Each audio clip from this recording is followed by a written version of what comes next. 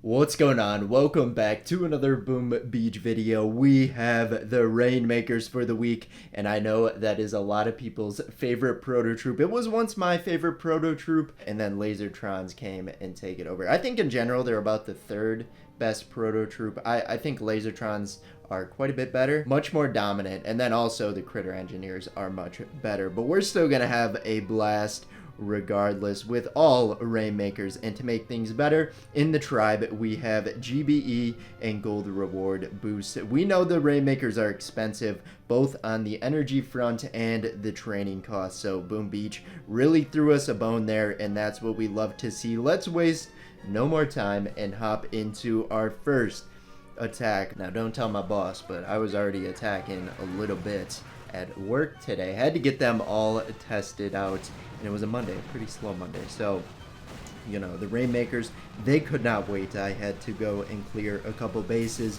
unboosted, but now we're boosted up and we are gonna destroy these player bases. So what do the Rainmakers do? Their weakness is they layer up so much damage that a lot of their shells, or their bomb shells or whatever they're deploying, go to waste because they'll throw them in clumps and all that. You don't get that as much with troops such as the Lasertron, because if the Lasertron misses a building, it goes and destroys whatever's behind it anyway.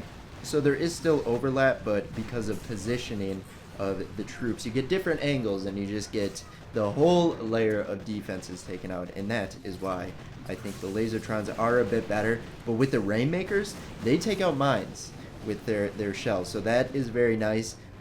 Also, if you pair them up with an RZCM or some strat, I gotta quickly plug the creator code. If you guys are gonna buy any of the boosters or spend any diamonds, make sure you get our creator code Cosmic plugged in. Best way to help us out. Thank you. You're able to deploy them and take out most of the base before even throwing out your other troops. If you were to bring one or two boats of them, two Rainmakers can do a lot of damage. You might be pressed on time a little bit, but it is worth it because you can just clear out all the defenses that might be clogging up the beach, and it's a very complimentary troop for other strats. And we'll obviously get to those other strats as the week progresses, but the first day of using it, it is always, you gotta use only that Prototroop. That is my personal rule.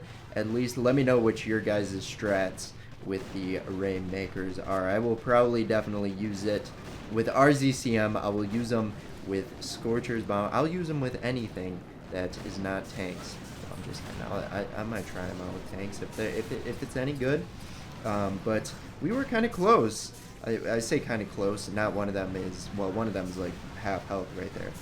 We were kind of close to losing our first Rainmaker of the video, and I'm sorry if I say a Prototroop they are not. If I say different Prototroop when calling them the Rainmakers, just know I had the intentions of calling them the Rainmakers, but there's so many darn Prototroops, and when you're in front of a camera, sometimes it just slips out.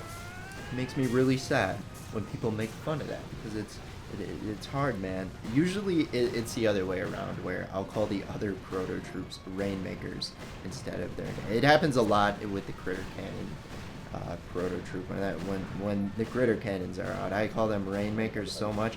I don't know what gets in my head there, but I just think that it's fitting because it's just raining a bunch of critters onto the base, so then it makes that connection in my brain right there. I'm not the smartest out there. Anyway, we're gonna go ahead and take this out. The shield generator trying its best to hold my Rainmakers back. You picked the wrong week to waste some proto parts, if you ask me.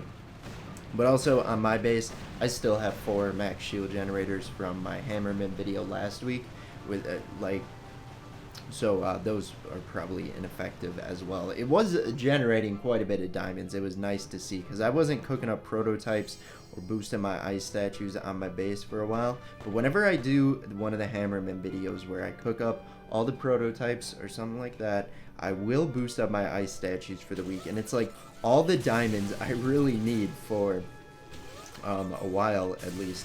But look at that, deploying 2 boxes of critters, and we still have 133 energy. Let's go ahead, get our private bullet out, and what we're going to do is we're going to try and be smart about this attack. Where I was talking about there was a lot of overlap with the Rainmakers when it came to their defenses. You want to get them spread out if possible, so then if there's a line of defenses, you know, they will go down the line and attack instead of all at once. I did that. I spread them out. They are fairly spread out. You know what happened regardless?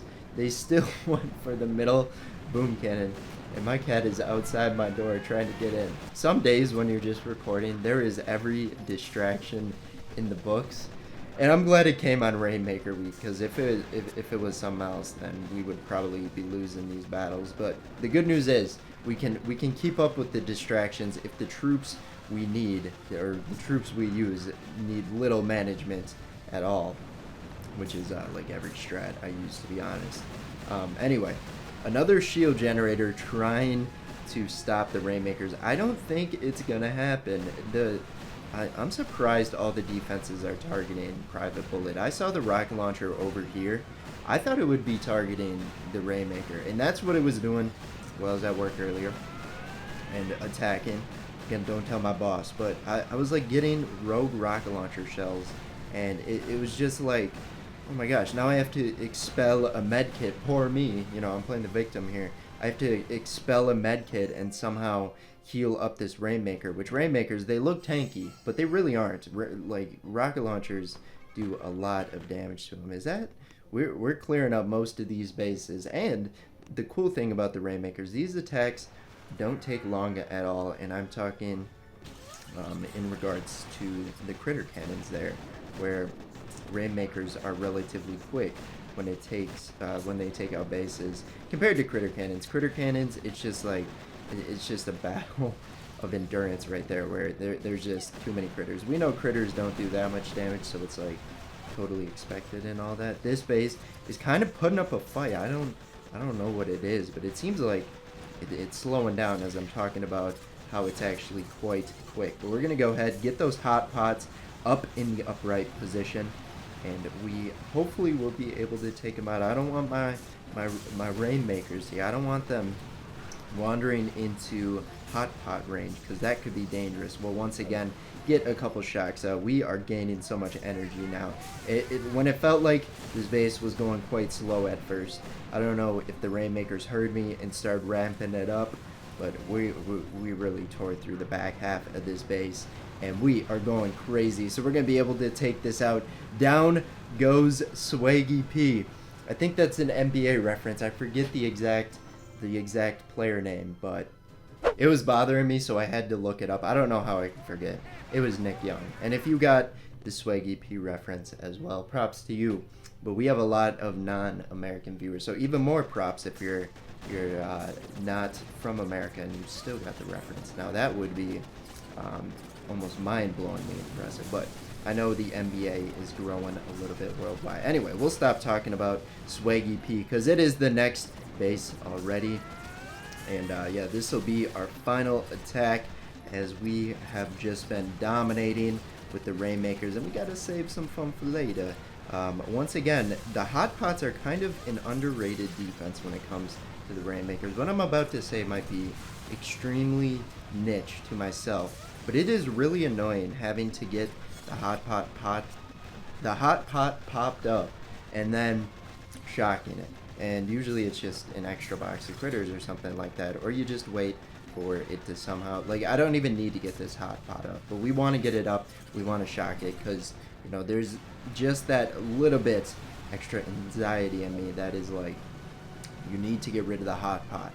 Hot pots have screwed you over so many times. Get rid of it, punish it, and we're able to take it out, and a nice way to end right there with a crystal. But yeah, that's gonna be it. Thanks for making it to the end. Again, let me know your favorite Prototroop down below. I know a lot of you guys are gonna vote Rainmakers, and also I know there's some Team Lasertrons out there, because they are just a little bit better and more dominant. Anyway, we'll see you guys in tomorrow's Boom Beach video. Bye bye.